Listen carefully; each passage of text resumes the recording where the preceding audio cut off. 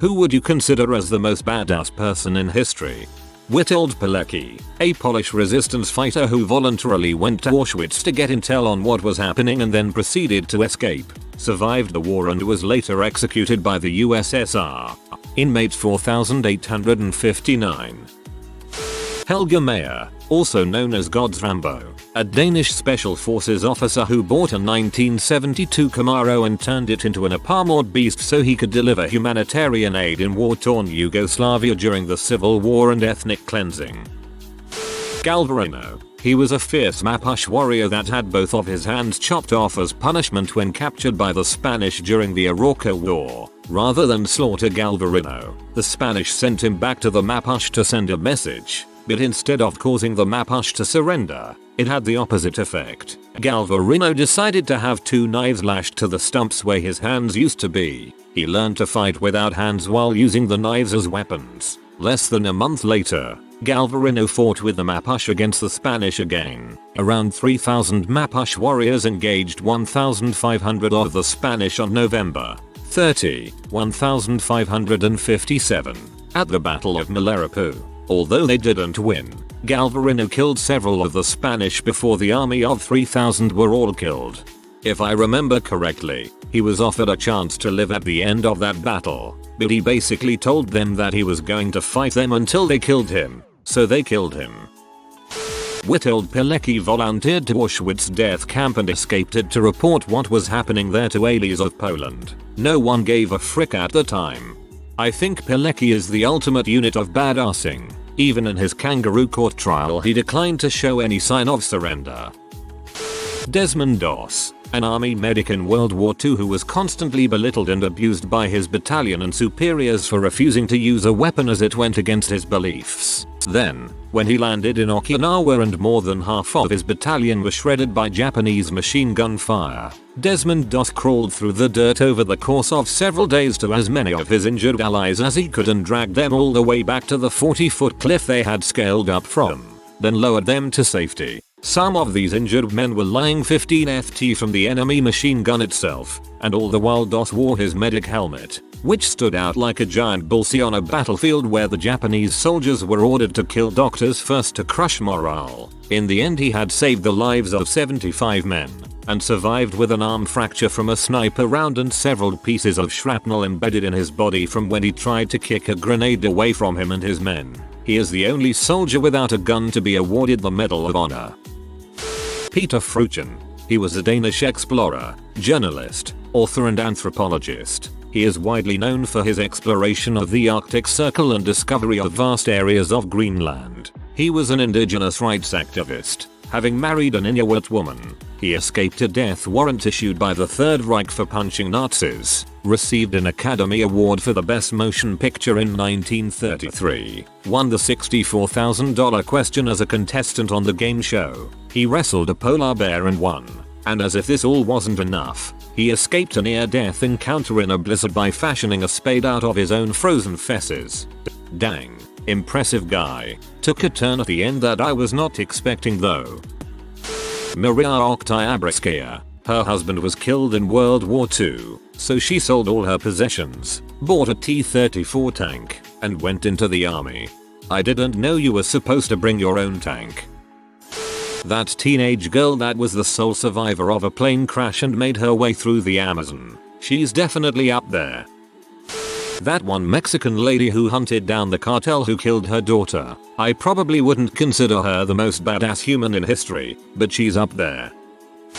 Definitely Major Hugh Thompson. I'm sure there are people who have done similarly brave things, but not that I know about. In 1968, Thompson managed to stop the My Lai massacre almost single-handedly. He arrived after many civilians had already been killed, and couldn't understand how they had died. After realizing his fellow American soldiers were firing on unarmed civilians, he landed his helicopter between the Vietnamese and the soldiers. He then told the troops that if they continued to do what they were doing, he and his crew would open fire on them. After getting back to base, he filed a complaint about what he had witnessed. His complaint was covered up, and he was shunned as a traitor. It wasn't until 1998 that the army acknowledged he did the right thing. It's common to be brave in war when you know that you'll be lauded as a hero. It's another thing entirely to do it knowing you'll be seen as a traitor. He turned against his troops and country to protect innocent lives, despite what it would cost him, and I think that's about as brave as you can get. If I remember the story correctly, he returned to Vietnam years later and met with survivors of the massacre. He was met with love and gratitude, a pretty emotional reunion.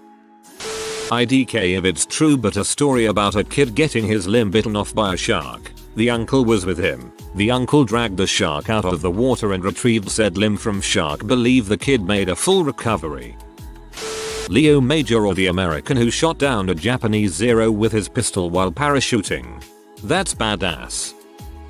Sir William the Marshal, 1 RST Earl of Pembroke, the baddest man alive at a time where only hard men lived long enough to see their hair turn grey, widely considered the greatest knight to ever walk the face of the earth.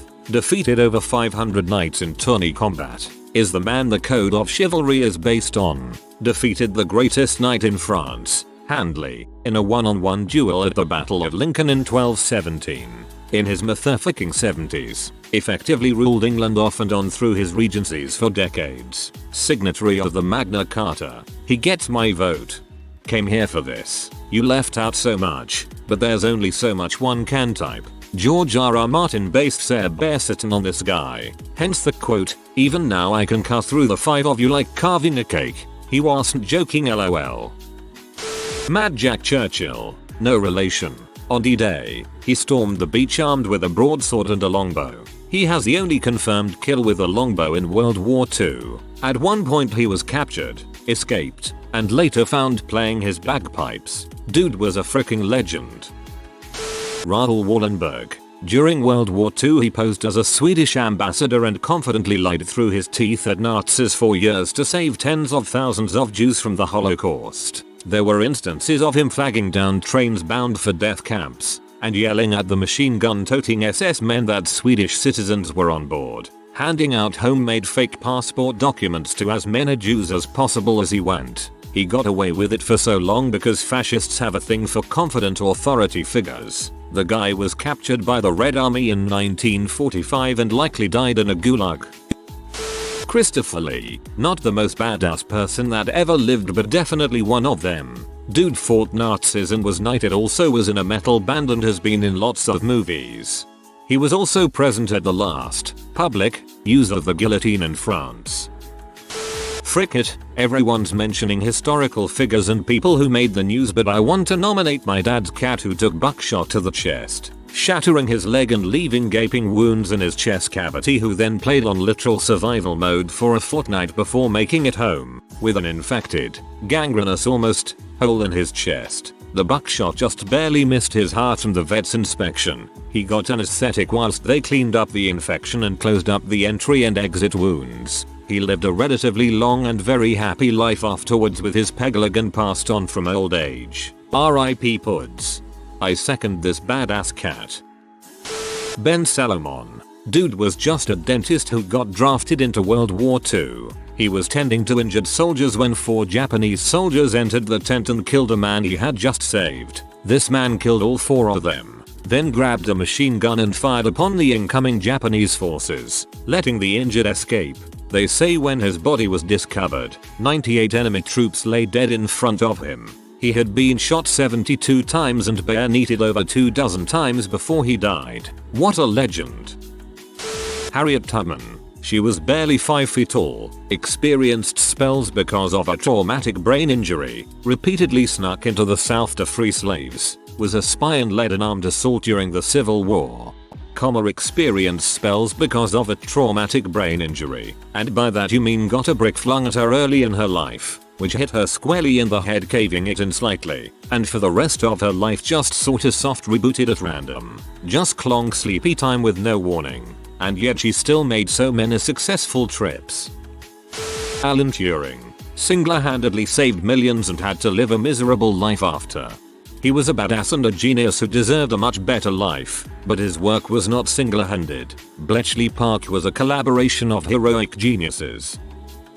John Brown is one of, if not the greatest Americans in US history. IMHO. He was born into an abolitionist family in 1800. He witnessed an enslaved boy his own age being beaten with a shovel at age 12 and devotes his entire life to freeing the enslaved. Brown had countless failed jobs as an adult, loses his first wife during childbirth, remarries and has a total of 20 children. Between both marriages, only 6 of his children would go on to outlive him. Moves between multiple states maintains additional stops on the Underground Railroad. Brown joined his sons in Kansas to keep the territory from turning into a pro-slave state via Missouri's border ruffians. This war between Kansas and Missouri is known as Bleeding Kansas. John Brown suffered illness, poverty, the death of a wife and multiple children. He spent years studying military tactics and positioned himself around the US in order to assist in the freeing of the enslaved. He and 21 men raided Harper's Ferry in 1859. Brown's plan was to initiate a slave revolt in southern states by taking over the United States Arsenal at Harper's Ferry, Virginia. It has been called the dress rehearsal for, or tragic prelude to, the Civil War. John Brown has been portrayed as a madman. Not only would he give his life to the cause, but he saw the enslaved and disenfranchised as equals. People to share a meal with. People to welcome into his home. He took the US head on to fight for a just cause and is rarely mentioned in history classes. Boudicca, a Celtic queen who lost her kingdom when her husband died and his will was ignored by the Romans. She was flogged and put into slavery, her daughters raped, so she raised an army that very nearly ended the Roman occupation of Britain. She brutally took down almost 80,000 people, either Roman or people who'd succumbed to their rule. You can still see the ruins of Verulamium next to the city of St. Albans, and the layer of ash from when the city was burnt to the ground was visible to archaeologists excavating the site. One of the stories of her death was that when the revolt failed, she drank poison to die free.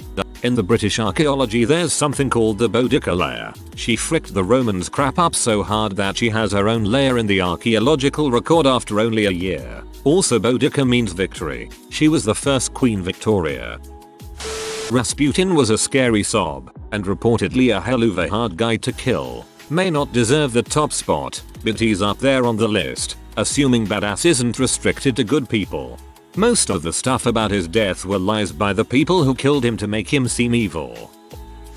Jan Žižka, don't scroll past. Read about this guy, the ultimate badass. Lost an eye in a fist fight at a young age. Quickly became one of the most formidable generals the world has ever seen. Anticipated the advent of the tank by 500 years by building armored carts with cannons on them. Rode into battle dual wielding a mace and a sword. Lost his other eye in combat but continued to lead his men. Never lost a single battle in his entire career. He was killed by the plague, and it's said that he was so formidable and unkillable that his life had to be extinguished by the hand of God. When he died, his followers started calling themselves Sirachi or orphans. His dying wish was that the skin be taken from his back and made into drums so that he could continue to lead his troops into battle. Has a freaking huge bronze statue of himself mounted on a horse on a hill in the middle of Prague.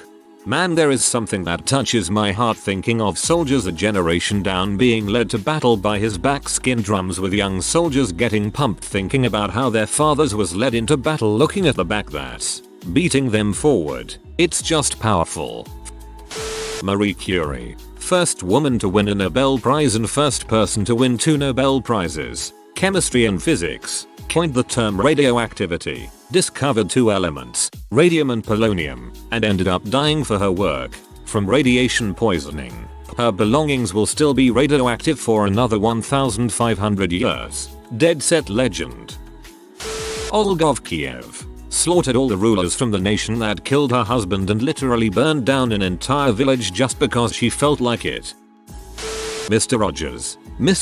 Rogers created a television show for children that lasted decades and was copied the world round, affecting 1 billion children. Made the puppets, wrote the songs, wrote the script, ad-libbed, went up against a senator known for being critical of anything and everything and single-handedly saved PBS, was awarded a national medal for his show, was the subject of several viral YouTube videos, was the subject of major motion pictures starring a major star, is still beloved by millions and millions of people decades after his death, still has a foundation in his name, has a subreddit in his honor. Jonas Salk, created a vaccine that saved 1 billion people worldwide and gave it away for free. Da Vinci, sculptor, author, designer, etc. Whose designs have affected billions of people. Ada Lovelace, the mother of programming that has affected 1 billion people or more and whose principles you are currently using now, during a time when women were told they shouldn't learn.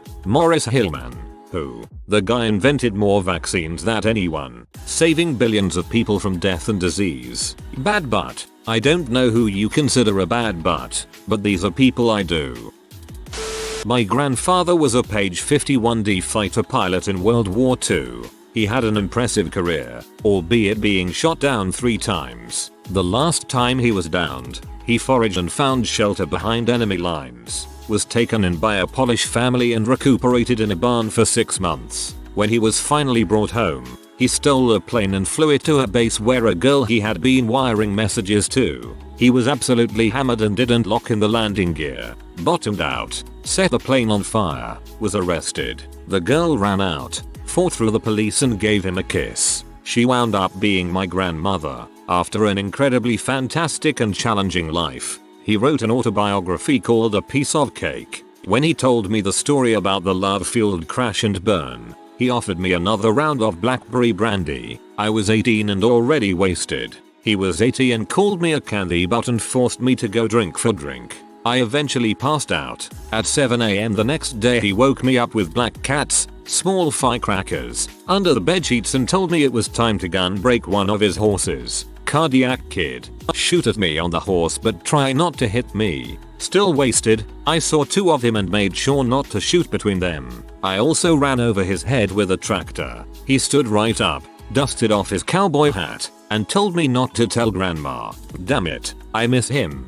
Wow, that's a lot to unpack there. The unnamed Viking who stood on Stamford Bridge, killed 40 Englishmen, and delayed the English army enough by himself that the other Vikings could prepare a defense. Smedley Butler was awarded 2 medals of honor, then during the Depression almost got a bunch of World War I veterans, who were at the Capitol wanting their retirement checks earlier than agreed upon, to overthrow the government, but then their demands were met and or agreed to about. Battle of Stamford Bridge, the lone Norse axeman single-handedly held up the entire English army. Horatius Cockles of the early Roman Republic is also a strong contender, single-handedly holding off an entire army while other soldiers destroyed the bridge he was standing on.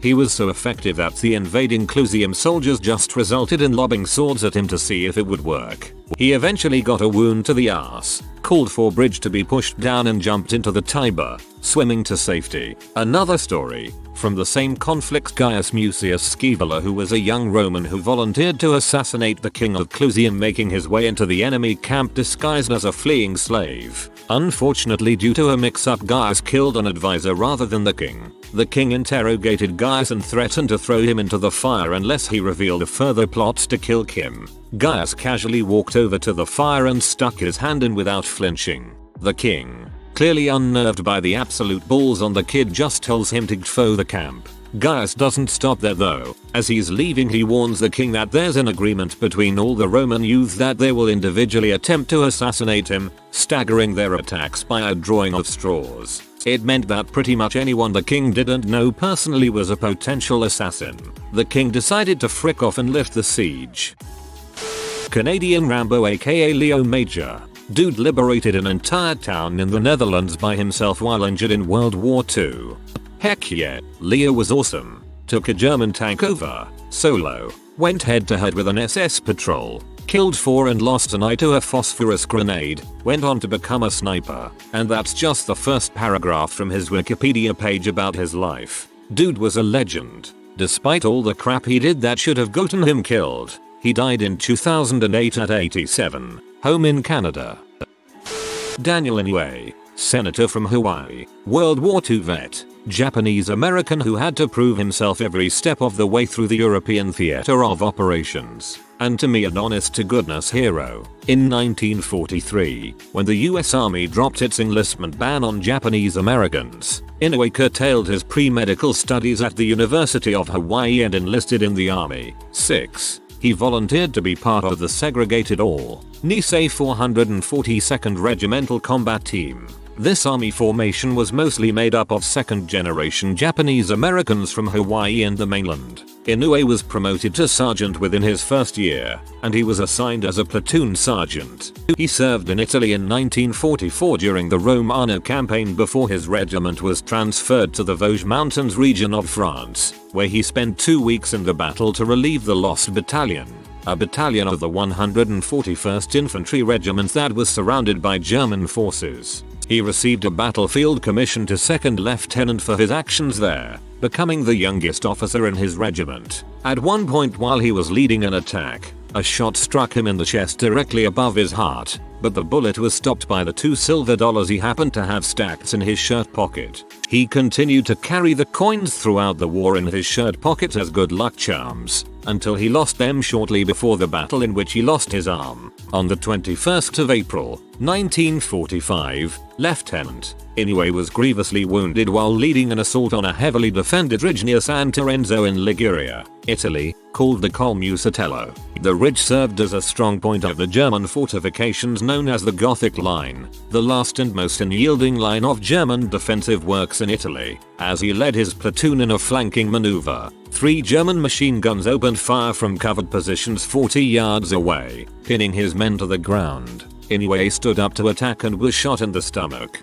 Ignoring his wound, he proceeded to attack and destroy the first machine gun nest with hand grenades and his Thompson submachine gun. When informed of the severity of his wound, he refused treatment and rallied his men for an attack on the second machine gun position, which he successfully destroyed before collapsing from blood loss. As his squad distracted the third machine gunner, Inoue crawled toward the final bunker, coming within 10 yards. As he raised himself on his left elbow and cocked his right arm to throw his last hand grenade, a German soldier saw Inoue and fired a 30mm Skibala anti-personnel rifle grenade from inside the bunker, which struck Inoue directly on his right elbow. The high explosive grenade failed to detonate, saving Inoue from instant death but amputating most of his right arm at the elbow, except for a few tendons and a flap of skin, via blunt force trauma. Despite this gruesome injury, Inoue was again saved from likely death due to the blunt, low-velocity grenade tearing the nerves in his arm unevenly and incompletely, which involuntarily squeezed the grenade tightly via a reflex arc instead of going limp and dropping it at Inoue's feet. However, this still left him crippled, in terrible pain, under fire with minimal cover and staring at a live grenade clenched in a fist that suddenly didn't belong to me anymore. Inoue's horrified soldiers moved to his aid, but he shouted for them to keep back out of fear his severed fist would involuntarily relax and drop the grenade. As the German inside the bunker began hastily reloading his rifle with regular full metal jacket ammunition, replacing the wood-tipped rounds used to propel rifle grenades, Inoue quickly pried the live hand grenade from his useless right hand and transferred it to his left. The German soldier had just finished reloading and was aiming his rifle to finish him off when Inoue threw his grenade through the narrow firing slit, killing the German.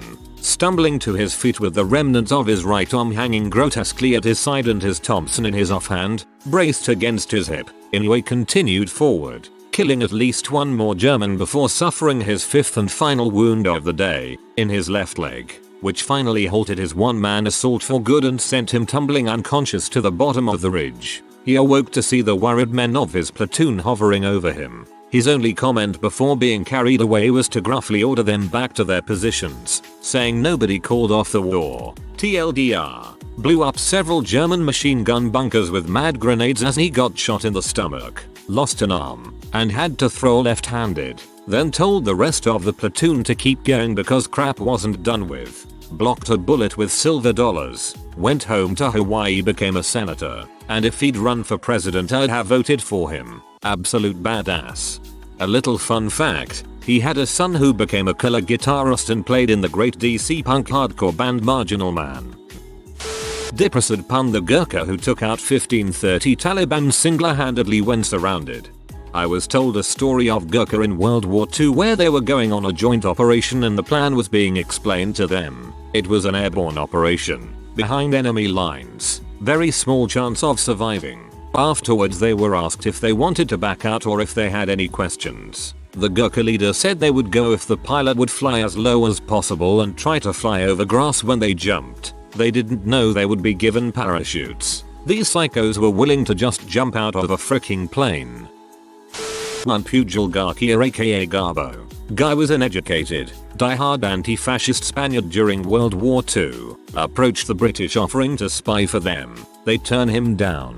So he approaches the Germans offering to spy for them, and he's accepted. He's given a mission to go to England and report on various things, but he can't gain access. So instead he just goes to the library and gives the Germans a steady stream of book facts mixed with nonsense. The British, who have broken German codes by this time, notice that the Germans have a spy who is talking nonsense and causing the Germans to waste resources looking for non-existent convoys. So, they have a change of heart and accept Garcia as a double agent, and he becomes simply one of the world's greatest bulls artists. MI6 feeds him some stuff to relay, but most of it he makes up himself, including a vast network of fictitious sub-spies, who are all given allowances by the Germans. His work helps fool the Germans into thinking there is a large army group prepared to invade Calais after the diversionary attack on Normandy. Hitler is so convinced of this that he prevents quite a lot of his reserves from reinforcing Normandy. Tens of thousands of lives are likely saved, if not hundreds of thousands. All because one man had the balls to walk into a German embassy,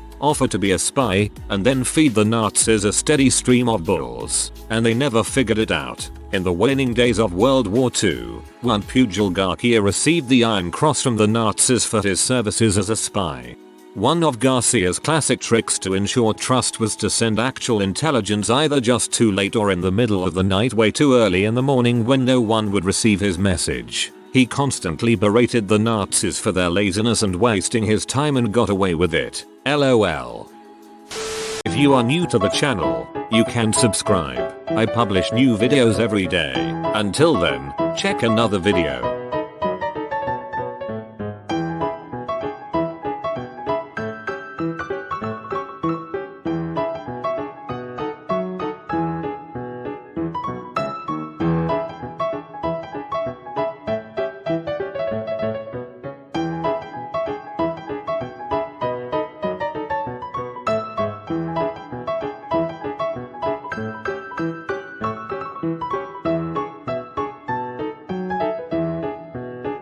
Bye for now.